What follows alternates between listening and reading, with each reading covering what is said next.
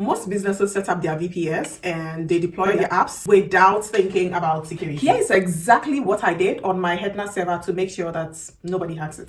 Here you can open a new project. We will then set up these things later after the server creation. This is how the interface of Hetzner looks like. This is the home page. When you click on it, it takes you to the home page. This is the console where most of the dev related things happens. This is the name of the project. You can click and select any projects that you want accordingly.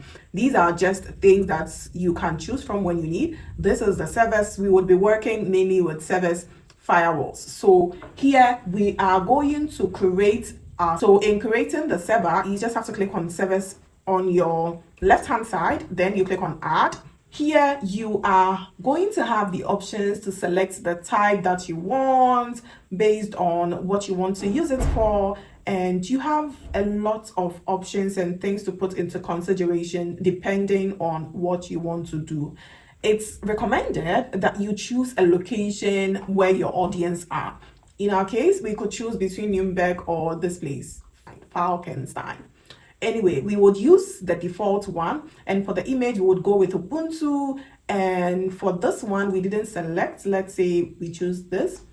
And for the networking, we would leave it as IPv4, IPv6. And for SSH, we will add it now.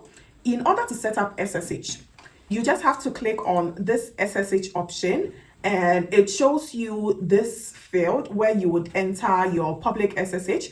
You can do that inside your local computer. And the goal of this is mainly to make sure that certain users are able to access the server and not everyone is able to access your server. You can compare SSH to having a password.